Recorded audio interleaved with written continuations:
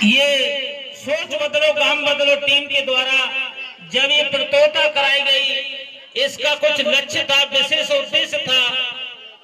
बड़े बड़े घरों से जो अधिकारी बनते हैं वो इसके बारे में नहीं सोच सकते, कल्पना भी नहीं कर सकते कि हमें अपने छोटे भाइयों के गरीबों के लिए कुछ करना है। वो कहावत कहते हैं, जाके पावन पटी बीमारी दो का जाने पीर पर आई। देखिए, जो एक गरीब घर का बच्चा जब आईएएस, आईआरएस, आईएएस और आईपीएस बनता है, वो जानता है दुख पीड़ा को, इन बालकों की दुख पीड़ा को जानता है कि इनको हमें अपने बराबर का कैसे करना है।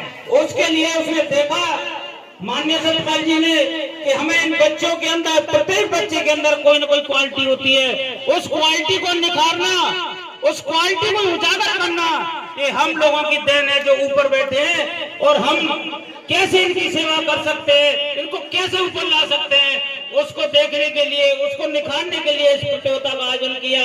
जब बच्चे पढ़ लिख करके जब कंपटीशन के पेपर देने के लिए जाते हैं तो एकदम आगे ओ मार्कशीट मिलती है, तो आधे से ज्यादा बच्चे तो हमारे ग्रामीण क्षेत्रों से जब जाते हैं तो ओ मार्कशीट को नहीं भर पाते।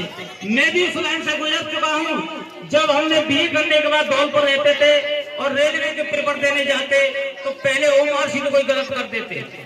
तो उस गलती को सुधारने के लिए आप जैसे नन्हे मुन्नों को एकदम वो लाइट करने के लिए, आपकी कंपटीशन में उजागर करने के लिए ये जो कमियां हैं उनको यही पूरा करने के उद्देश्य से ये एसबीजीटी ने ये प्रतियोगिता चलाई कि ये ओमार्कशीट भरना हम लोग यही सिखाएं, इनको छोटे छोटे बच्चों को सिखाएं। दूसरा, एक उज्जवल भविष्य के लिए और इतने जो नेक काम कर रहा है उस नेक काम के लिए जाना जा रहा है। उसके लिए मैं तय दिल से हार्दिक अभिनंदन स्वागत करता हूं कि आपने इस दीवानपुरा का नाम बदल के एक आदर्श दीवानपुरा रख दिया है।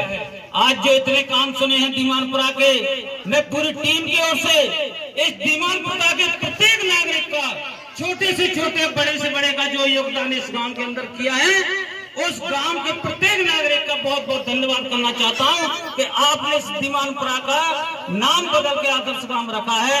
जितने भी जो कार्यक्रम चलाए जा रहे हैं वास्तव में सराहनीय के काम है, योग्य है। और आपको पता है कि हमारे इस उत्थान भवनों पर जो कार्यक्रम, जो पढ़ाई की RSCIT से बच्चियों के लिए जो BSTC, STC के जो कार्यक्रम चल रहे हैं, पेपर होते हैं, बच्चियों को कहाँ जयपुर, धौलपुर कंपटीशन के लिए भेजना पड़ता था। मैं डर लगता था अपनी सियानी बहन बेटियों को भेजने के लिए। आज वो शिक्षा माननीय सतपाल जी के द्वारा हमारे श्रमगाह में दी जा रही है।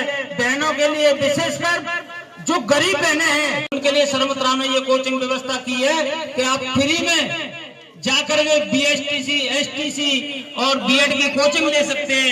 एक आत्मनिर्भर कोर्स होता है RSCIT जो कंप्यूटर है, आजकल हर पेपर के अंदर, कंपटीशन के अंदर जो कंप्यूटर कोर्स मांगते हैं, बेसिक कोर्स होता है, उसमें भी आप कोर्स कर सकते हैं। माननीय राजेंद्र जी वहाँ के देख रेख कर रहे हैं, काफी अच्छा वहाँ का अनुशासन है।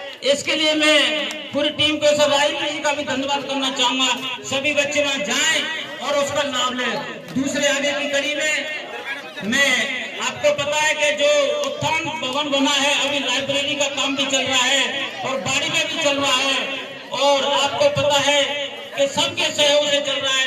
तो मैं जो यहाँ के पत्थर व्यापारी हैं, ब्लॉकों की खान करते हैं, गाड़ी घोड़ा साधन संपन्न है, तो कुछ उसमें भी दान करें जिससे ये भी काम आगे बढ़े, क्योंकि इसके लिए अभी बहुत जरूरत है इस काम के पैसे के लिए, जिसमें जितनी योग्यता क्षमता हो सकती है वो अपना, जो मुसलमान कहते हैं ना 25% दान समाज के लिए करना चाहिए। मैं तो कहता हूँ तो 10% हमें अपनी मीना समाज के लिए भी करना चाहिए, जिससे और समाजों को पता लगे कि मीना समाज भी बहुत जागरूक है और हर व्यक्ति को जितना कैपेसिटी हो 10% लेकर आय में से, अपनी आय में से 10% उत्थान भवन पर जाकर के अपनी स्वेच्छा से दान करना चाहिए। और हम यहाँ पर आए, पूरी टीम का सम्मान सत्कार किया, पूरी टीम की ओर से आप सभी का और यहाँ के सर्किल कोऑर्डिनेटर भाई रविंद्र जी और महावीर जी का पूरी सर्किल की ओर से तहे दिल से धन्यवाद। राम राम साहब, जय।